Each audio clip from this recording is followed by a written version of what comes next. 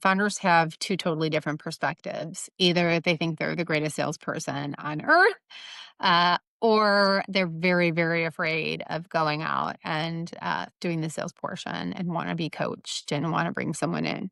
The hard part about founders who want to continue to lead their entire go-to-market strategy is it doesn't give room for other people to contribute with differing viewpoints. And it also overwhelms that founder. It's so much work to build a pipeline and, do all of those things. And I think they get in their own way of growth. Welcome to the CTRL ALT GAB podcast, where we sit down with tech founders to break down how they scale, pivot, and grow. I'm your host, Gabrielle Walthers. Let's dive in.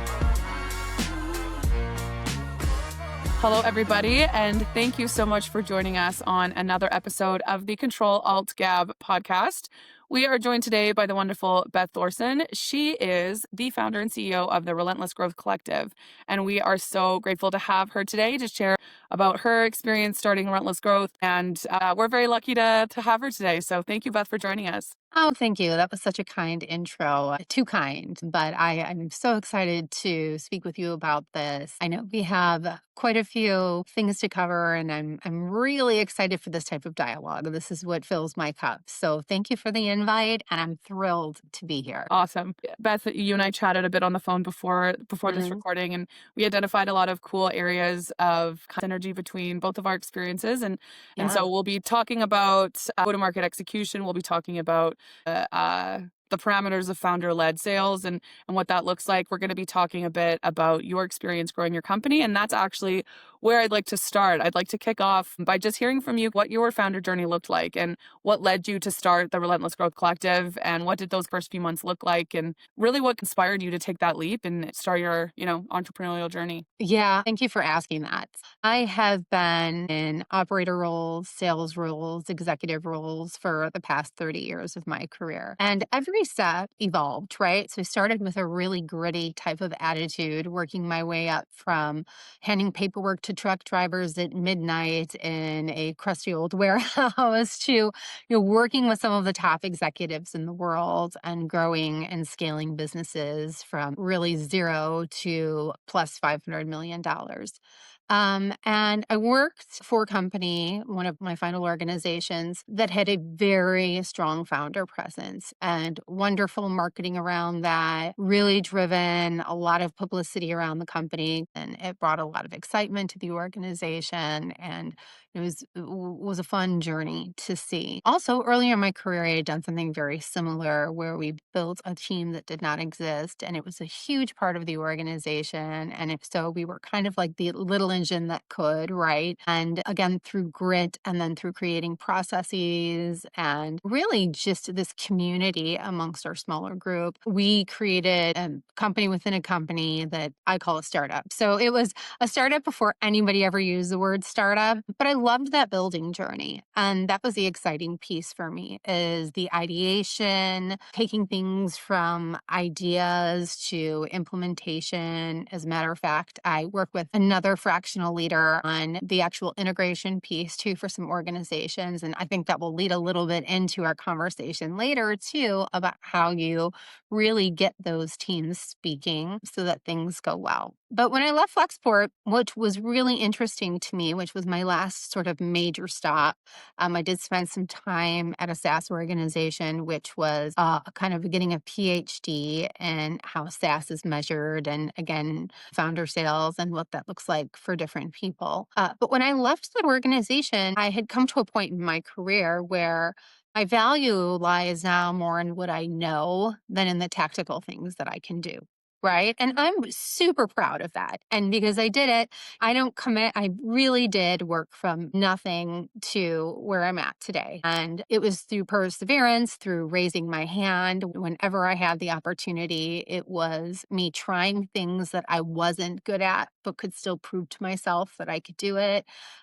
Leaning into, of course, the things that I liked more, but there's that competitive sense where you have to keep challenging yourself. And so what was really interesting is all of these people on my LinkedIn asking me to do projects or to join their organization in a smaller capacity or fill some voids that they had. My first instinct, of course, as I'm a mother of three, two that are in college, your first instinct is, how do I get my security back? And how do I take care of my family? But then there's this piece of you that says, who am I going to bet on? Right? Who do I feel the most comfortable betting on? And you look at the macro environment and you look at, how will my voice make an impact at this organization? Will I be happy?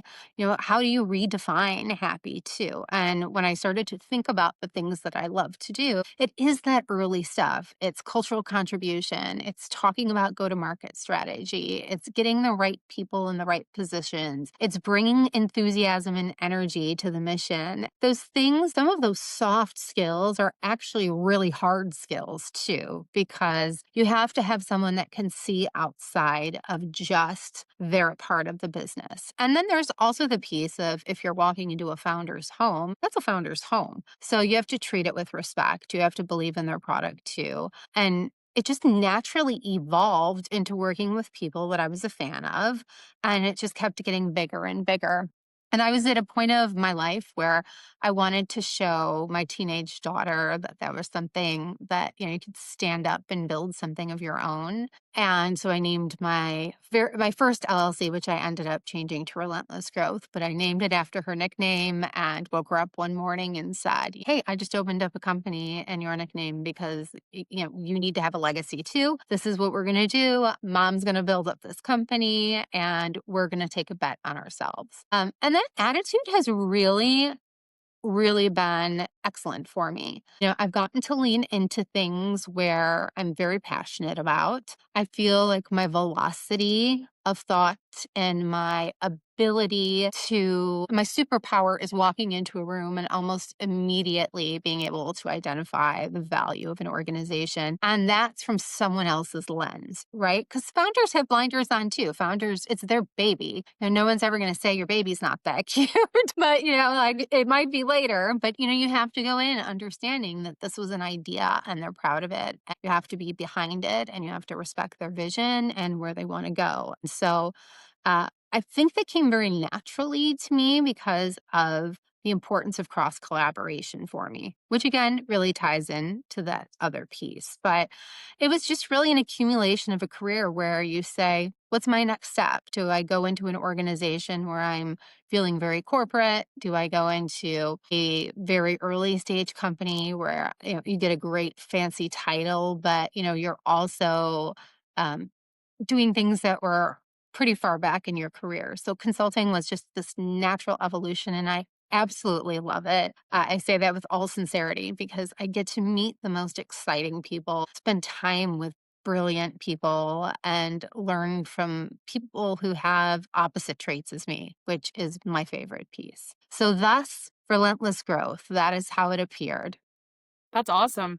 Thank you. That's very interesting how you mentioned within the, company you were working for, you were able to build like a micro version kind of what it sounds like Relentless Growth Collective is today, which is very Yeah. cool because then you're like, you can see on a micro level, okay, this has legs. This is a good idea that can turn into something. And so let's blow it up and expand it into something that can stand alone. And I think that's not only a smart way of doing things, but also allows you to have a bit of that confidence going into the broader, bigger project. You mentioned a couple of things about that soft skill piece and that mindset piece as well, which is something, especially when we like on the show, we predominantly talk to tech founders. And I think being in your perspective from like a tech enabled company working closely with and consulting closely with these tech founders, you probably see the same thing. But I find this is a generalization. I'm putting that out there. I know that this is a generalization. Yeah. But a lot of tech founders, I think why they love working on their product so much is because they can utilize their hard skills. They can see the value of the work they put in immediately. And there's that payback that's Hmm. quantifiable and clear. Whereas Yeah. going on that people first growth mentality of, Hmm. okay, what am I good at? How do I resonate with people? Where is my connection point most effective? How can I optimize my mindset to make sure that I'm attracting the right people? Those are the things that it's hard to teach someone how to develop those skills. And it's even hard to teach people how to identify those pieces in themselves because it's such a personal journey. My question coming out of this is what advice would you be able to give or direction you'd be able to give other folks that are trying to identify and foster those soft skills, mindset pieces in themselves to help with their own growth? Yeah, I think you're absolutely right. It is one of the hardest trained skills, right? And I think sometimes you have to have some hard conversations with people who define success as only leadership, right? And success is defined by contribution, happiness. I always ask on interviews, what are the top three things that you love to do? I don't care about the things that you don't love to do because I don't want to hire you for a job that you're not good Yeah. at Don't or want would to hire you to love. do stuff you hate. That's rude. Yeah, exactly, exactly. As you go through that and you start to think about what your journey looks like, always suggest that people raise their hand as much as often as possible. Take advantage of opportunities, be a great cross collaborator and earn trust, right? So if you say you're going to do something, do it.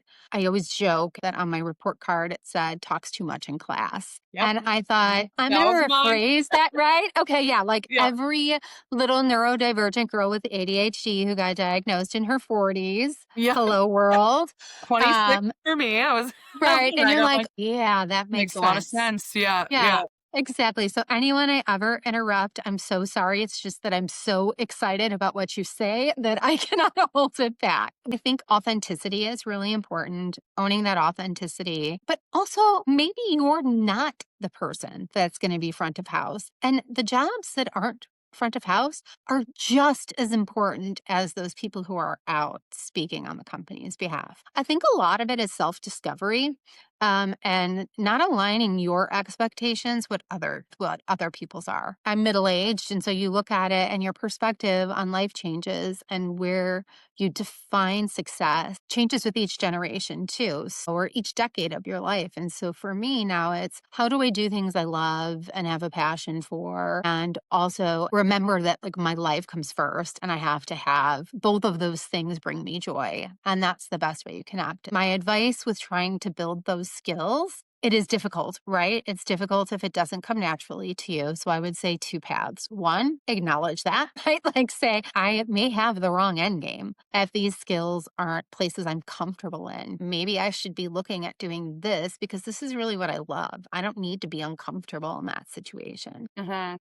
Some of it's maturity, to be quite honest. I was a manager very young in my life, and I had people who were twice my age working for me. And there was this perspective that I'm sure was very difficult on their end. But some of it is just maturity, going through some tough stuff and some failures and saying, okay, how do I react to this situation? So even if you don't have this massive energy you're bringing to the table, you're still bringing very executive level solutions and you're using your wise mind. You're meeting between the rational and emotional piece and you're being really productive. And people can pick up on that as a soft skill as well. Doesn't have to look like mine, doesn't have to look like everybody else's. I would say, like, those are my three suggestions, but I would have another suggestion because you mentioned SaaS and the way that SaaS leaders look at good leaders is something to talk about too, because there are two different sales and go to market organizations when you really think about it. And one is the actual selling function, right? But then there's a sales operations function too. And SaaS company, because of the nature of the business, these soft skills that I talk about are less critical to them than the metrics part. And so you need to make sure. Now, I don't think that's right necessarily. I think that you miss out on a lot because I think a lot of SaaS organizations have a very difficult time identifying their ideal client profile. And so they're chasing and changing their mission and targets quite often. So, in that perspective, when I look at sales leadership too, I think they're sometimes making a mistake by leaning into heavy to the metrics and not what influences them. When you look at just a metrics based only organization and you're not bringing heart to it or getting your sellers to have that same type of passion, I don't think that's the right path either. Maybe you need someone that carries both skill sets, but I have to tell you, There aren't many people who do. You're either going to have someone that leads with strategy and empathy and relationships and energy and sort of a motivator of that team. I like to call a good leader a producer, right? I don't need to be the starlet anymore. What I need to do is get you the resources, the money, the publicity to close this deal. Where in SaaS, they're not influencing the outcome as much if the leader is just concentrating on data, and they're totally different minds. One is very tactical and mathematical and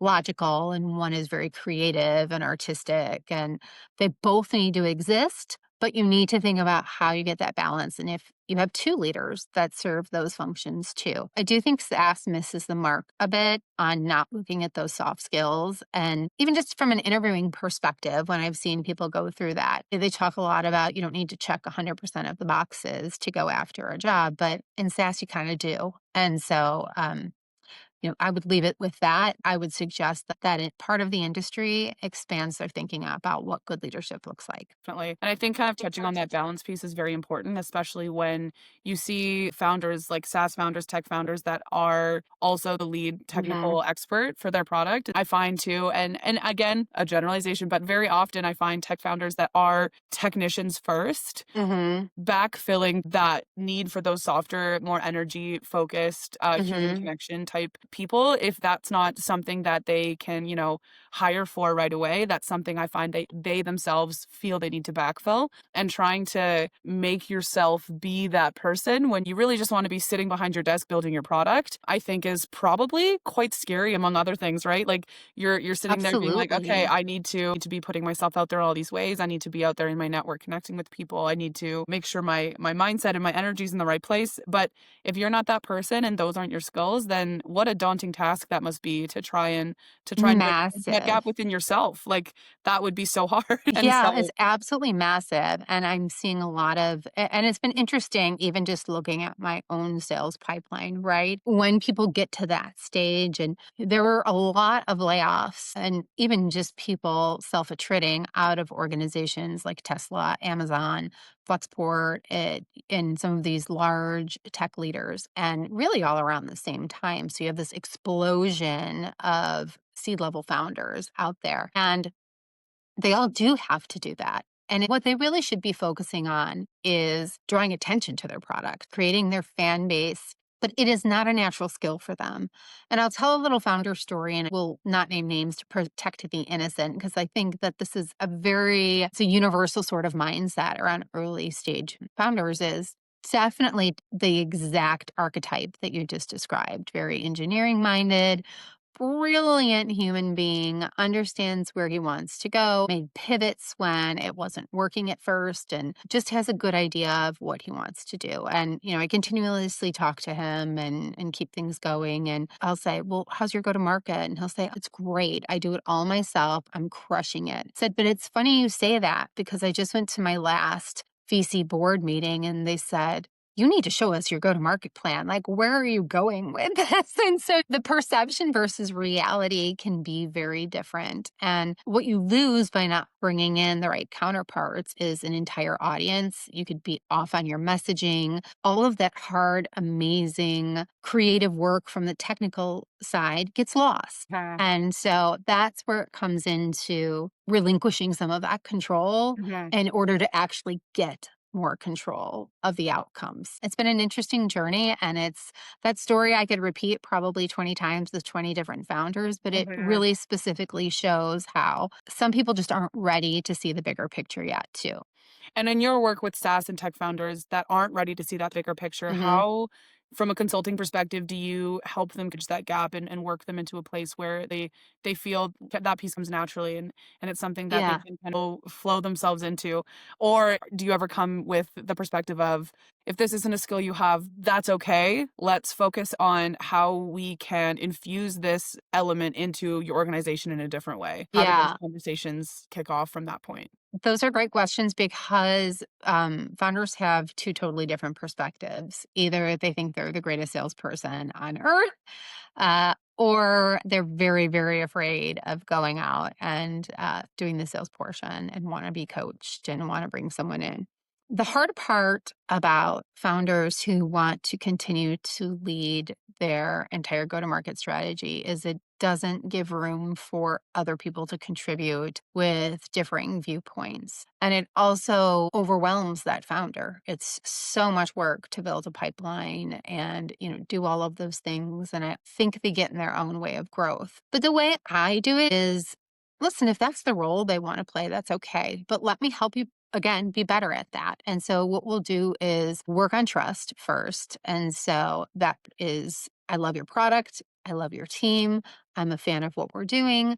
This is what our mission is to get together and set some real deliverables too, so that they can measure what we're working towards. But then it's things like, hey, you have a great product. I can give a few examples here. One organization, and I'd love to say their name because they're a fantastic organization, Module, which is a customer facing platform. It was built entirely by subject matter experts in the logistics industry. And there's a lot of customer platforms out there, and they aren't built by domain experts. And I think that is a broad statement that goes across every kind of field. There's not always domain expertise, which is first you have a learning curve for them to get up to that. They don't understand the ICP and they have no connections. So it's difficult in those types of areas. But when you get into this sort of situation, really working with them to say, oh, so with Module, for example, Module, I said, hey, you guys are amazing. And you have nothing on here that distinguishes you from all of these other providers who have no domain expertise. They're not using the same vernacular. They don't know how to sit in a room and really explain how it would benefit someone on a practical way.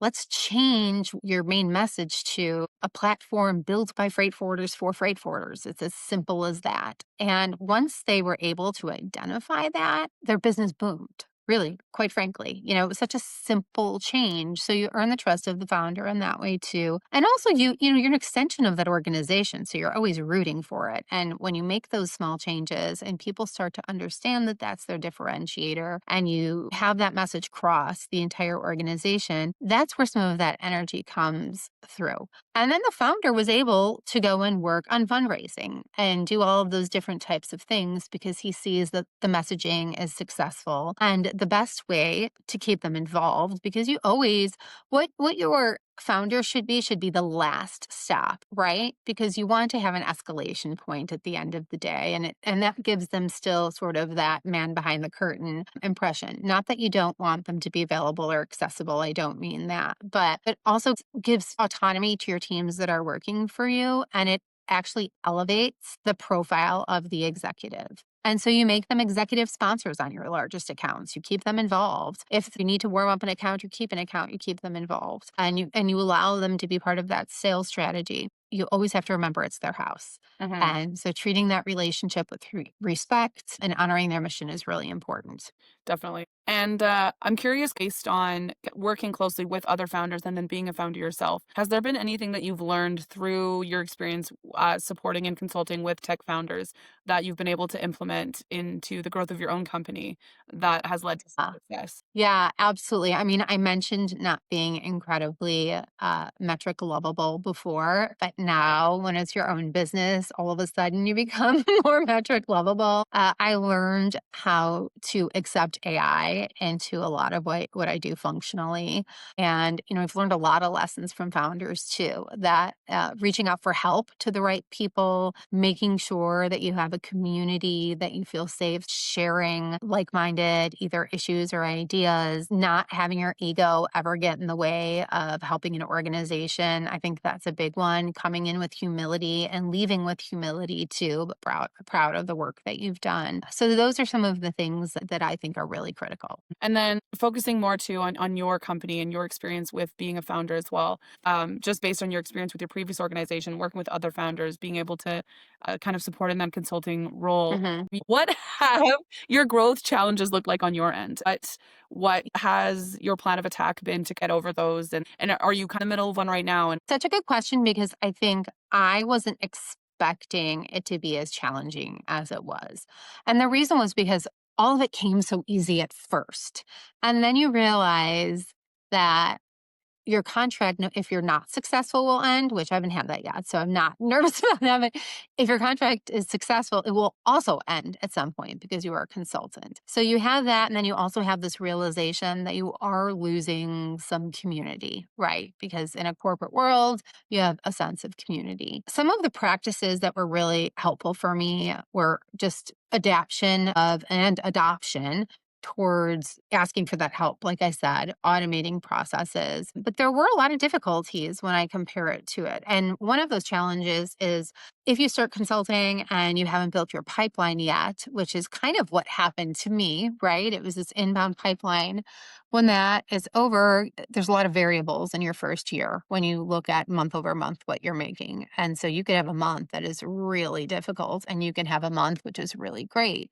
And then, you're also really working on how do you value your time and what type of accounts still fit what you were doing, and where you were at 6 months ago may not be where you're at today. So there's going to have to be some selection criteria too as to who you take on. So that's something to be proud of. If you've built your business to the point where you have to select who you're going to work with, and with a real kind of close look at it, that's a good problem to have. But it's the inconsistency at first that you're not prepared for. And so bridging that and then gaining that sense of community was really the hardest piece for me. I think I've done a good job of filling those gaps. I have consistent pipelines, and what's been great for me is some of those early founders I was talking to you about earlier, now they are ready. And so it's funny, I'll get a call and they'll say, guess what? I'm ready for GTM now. Let's get started. I think it's a testament to the work that you've been doing and the patience that you put in, but Yeah. you need to know that you're still following what a typical sales cycle would be. And so Uh-huh. there will be challenges. You have to keep your pipeline full. You have to get exposure, which I had no exposure when I first started, except for my LinkedIn profile and, which I hadn't updated in forever. You have to just advocate for yourself too, and make sure you have a presence and are considered a subject matter expert. Because you are. If you get to this point in consulting, it's okay to own the fact that you're the subject matter expert, because that's why you are consulting. And I Uh-huh. think a lot of us are afraid to own that. Uh-huh. I'm not afraid to own that. Uh-huh. I'm here. That's why I do this. And my mistakes and my successes translate to all of my customers as well. And I think being very respectful while guiding them in the right direction gives me great joy. Although it was challenging to build up the company, since I'm only really 7 months in to officially being my own founder, and we're profitable and have really kept our expenses down. It's starting to feel really good and Uh-huh. really exciting. Just the diversity of people you meet is the most exciting part of this, right? You learn about products that you don't even know. It's actually making me think of things that I can create, and more intellectually curious about things I would have never thought about before. Uh-huh. So it's really an ideal job for someone who talks too much in class like myself.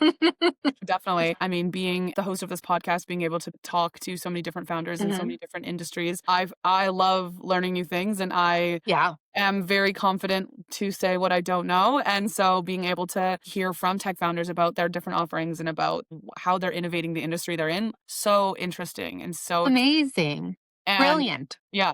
Mhm. Brilliant people. And the things that you wouldn't even imagine require attention. But I think what I'm most impressed about is the way that there's all this process innovation, right? Mhm. Moving, Yeah. and people get scared of that, but I think that's so exciting because all that does is up level, the human element of it. Even if you look at old industries where jobs are inherited, like the port workers, you can pass those jobs down to your kids. Well, if something gets automated, that means your child gets a cooler job that Yeah. probably pays more money, and Yeah. they have it's like a better education on the job even. Uh-huh. So don't fight those changes, embrace them, because it means a better future for the next generation. Yeah, I agree. I know you mentioned you're at that 7-month mark, of your own Mhm, founder experience. You're profitable, you're feeling good, your pipeline mhm. is looking healthy. What is the next growth goal on your horizon for your own company? And what are you conceptualizing as your plan of attack for getting there beyond just, keeping things moving consistently as they are right now? Yeah, absolutely. So, obviously growth minded as a sales and revenue leader. So always thinking about what that financial target is. But I really am more interested in doing fun and exciting work. And I find that if you follow your heart and work with the right people, those relationships have a lot of growth potential, even if you're working with those accounts, sort of that land and expand philosophy. So with all of my accounts I'm working on today, it's go in, show them proof of concept and meet all of those KPIs plus some, be a great contributor, be a great cultural contributor so those relationships expand. I'd like to take on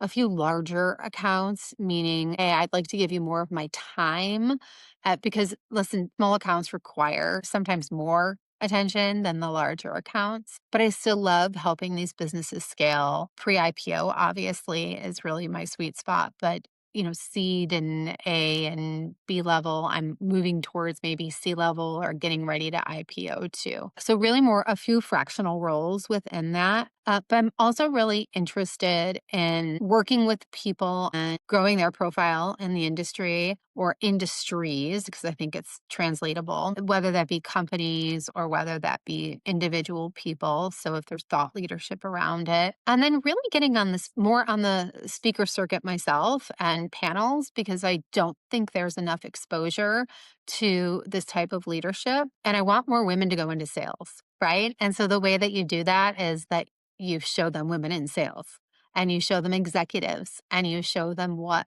the end path is. And it's not just women. Listen, I have two sons and a daughter. My son, the best compliment I've ever gotten is I want to be just like my mom in business when I grow up.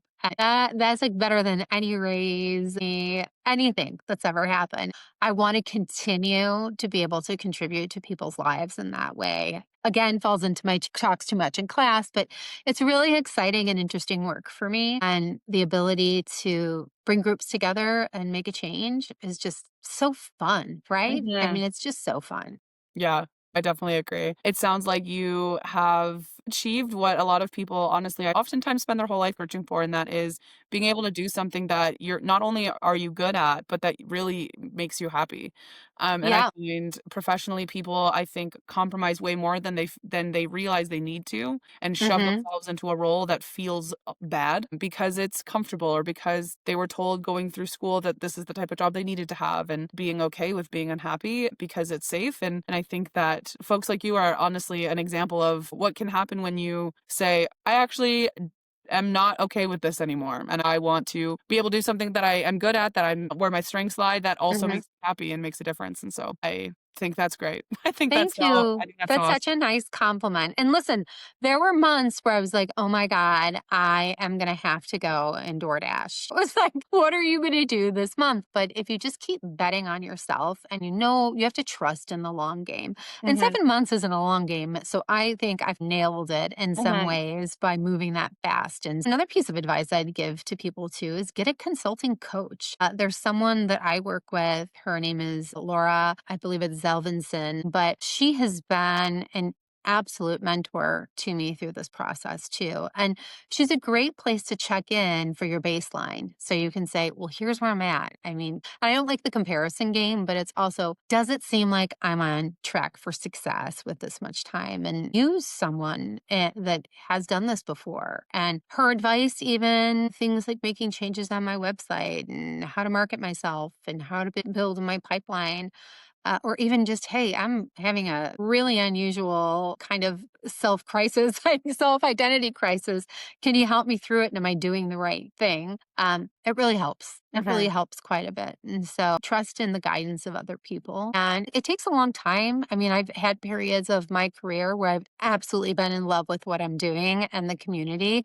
And I've had times in my career where I thought, I'm doing this for money, right? And when you're doing it for money, you're not happy. And so you have to do something that makes you happy, and then the rest of it just comes. Mhm. And I think it helps you with a reprioritization of life, of what's important to you, and makes you a better partner to your partners Mhm. because the end goal is to help somebody else be great. Yeah. And so that's fun. It's very Yeah. fulfilling. Yeah, I agree. I think people need to like leverage the people that are already in their corner Yes. and lean on each other. I think that another super great part about just being able to connect with people like this is Hmm. seeing how everyone's strengths are different and seeing Yes. opportunities for collaboration and Yeah. building everybody up and making everyone successful in a way that adds to everyone's pot as opposed to, Exactly. a lot of people think that, okay, well, if something's going into their cup, then it's coming out of mine, but that's rarely But the that's case. not true. You're more valuable. Some of your parts is more valuable than sort of you separately. And that's why I Mhm, was talking about that sort of ideation through integration mhm, piece. Those are very two different mindsets. Even just recently, I brought a friend who's also a consultant, but has a much different mindset into a relationship. That's one of my clients because they want to build a platform and he's very AI driven and has worked through systems. And these partnerships are just as valuable as your clients because mhm, you learn so much from each other. You open doors. And not only that, you bring real solutions to your clients too. You're solving problems. You're not mhm. saying, hey, these are my friends. Do you Yeah. want to meet them? You're Here's my saying, group of pals, you're yeah. saying, hey, actually, I have a solution for you. I've got this really great guy or girl that I've worked with before. Here's what her works looks like. Here's how she helped them increase their NPS score by, 20 points or whatever it may be. And you build that profile and then that other company wins too. So you should ask me earlier too about how I made it successful. So much of it was partnership and just running ideas by people. And it was validating too, that it takes little time because each person is at a different stage Mhm, of their launch of their product, which was great for me. mhm. Personally, I love it. Yeah. Well, Beth, we're coming up to the end here. Let everyone know how to track you down and what they can expect to see coming down the pipe here. That's so nice of you. Thank you. So the best way to reach me is at Beth at rg-collective.com. And my website is relentlessgrowthcollective.com. Some exciting things coming up are a podcast of my own that ironically is called Talks Too Much in Class, which will be about what does your report card say from years ago? How has it influenced your decisions in business? So that is a very exciting thing for me because I really want to put people in a room and understand what has formed their career, their mindset, and have it be fun too. And then you're just going to start to see an expansion of our services. So we're really excited to help companies get from where they were to where they are, get more involved in the venture capital space so we can help some of those earlier stage founders get things done and just lots of fun things to come. So hopefully I'll see you on the speaker circuit a little bit more. Really enjoying talking on podcasts like this and creating my own and a heavy focus on making all of my customers successful. One of the things I'm actually doing is, and it's not a paid engagement for me in any way, is I'm putting about 45 founders in a room, a virtual room in blind copy, and introducing them to two people who have been helping me in both executive profile growth and then also services on demand. And so it's helping people who are out of work right now get some income or supplemental income or giving direction to a lot of founders who need to start to build up their profile. So it's more about contributing to the community that I am now a part of. Very, very exciting things to come. And you have just been an absolute gem to talk with today. And thank you so much for the opportunity to come on. Of course. Thank you so much, Beth. It was so wonderful speaking with you. And thank you, everybody, so much for tuning in. And please sure to track Beth down, follow her on LinkedIn, reach out to her with any questions, and follow us along here on our YouTube channel. And that's been this episode of Control Alt GAB. Please follow along, everybody, and we'll catch you next time. Right. Thank you for listening to the Control Alt GAB podcast. Be sure to like, share, and subscribe. And I'll see you on the next one.